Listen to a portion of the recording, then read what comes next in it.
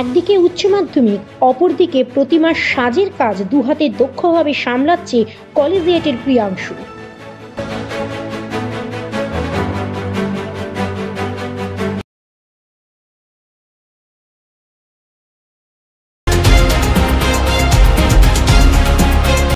সোমবার থেকে শুরু হয়ে গেছে নতুন পদ্ধতির উচ্চ মাধ্যমিক পরীক্ষার প্রথম সেমিস্টার। জানা যায় উচ্চ মাধ্যমিক পরীক্ষার প্রচলিত পদ্ধতি ভেঙে সেমিস্টার প্রথা চালু করার পরে এই প্রথম পরীক্ষা হচ্ছে। একদিকে পরীক্ষার চাপ এবং অপরদিকে ঠাকুরের মূর্তি এবং তার সাজ গড়ার ব্যস্ততায় রীতিমতো প্রচণ্ড ব্যস্ততার মধ্যেই সময় কাটছে কৃষ্ণনগর কলেজিয়েট স্কুলের উচ্চ মাধ্যমিক পরীক্ষার্থী প্রিয়াংশু দাসের। জানা যায় সে পড়াশোনার জন্য বর্তমানে কৃষ্ণনগরের উকিলপাড়ার মামার বাড়িতে থাকেন।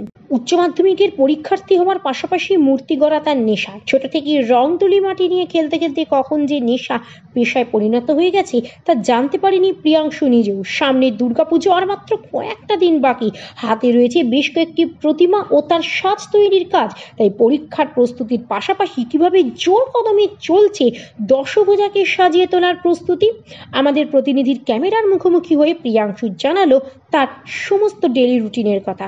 আসুন শুনে নেব প্রিয়াংশুর মুখ থেকে। কতদিন ধরে তৈরি করলে? মাসখানেক। তুমি কি ছোটবেলা থেকে ঠাকুর তৈরি করো? ছোটবেলা থেকে মাটির প্রতি একটা আগ্রহ রয়েছে। ছোট ছোট ছোট মূর্তি, ময়দা দিয়ে মূর্তি তৈরি করার, এই ধরনের বিষয়বস্তু বা কোমরপাড়ায় গিয়ে দেখার, সেই থেকেই আগ্রহ। পরিবারে কেউ পরিবারে মৃৎশিল্পের সাথে যুক্ত নয়, তবে এই কাজ এর গুরু বলতে গেলে বলতে হয় শান্তিপুর এর শিল্পী জগন্নাথ প্রামাণিক। ওনার কাছেই কিছু যেতাম ছোটবেলা থেকে, পাড়াতেই বাড়ি ওনার কাছে শেখা বলতে গেলে। তো সেক্ষেত্রে দেখে দেখেই শেখা, তার কাছে দেখে দেখে শেখা। তার আমার কাছে কোনো সমস্যা হলে তার কাছে গিয়ে সেটা জানা বা আমার ভুল ত্রুটিগুলো তার কাছে ধরিয়ে নেওয়া। তো প্রথম কবে ঠাকুর বানিয়েছিলে? কোন ক্লাসে পড়ো তখন তুমি? তখন ক্লাস 3-4 এরকম সময় ঠাকুর বানিয়েছিলে। কি ঠাকুর সেটা? ছোট দুর্গা। আচ্ছা, দুর্গা প্রতি বেশি। আর এমনি কালী বা অন্যান্য? হ্যাঁ, অন্যান্য মূর্তিও বানাই, মূর্তিটাই কম, মূলত সাজ বানাই আমি। আর প্রথম তোমার ঠাকুর কেউ উপযুক্ত পারিশ্রমিক দিয়ে তোমার কাছ থেকে নিলেন, এটা কবে মনে পড়ে?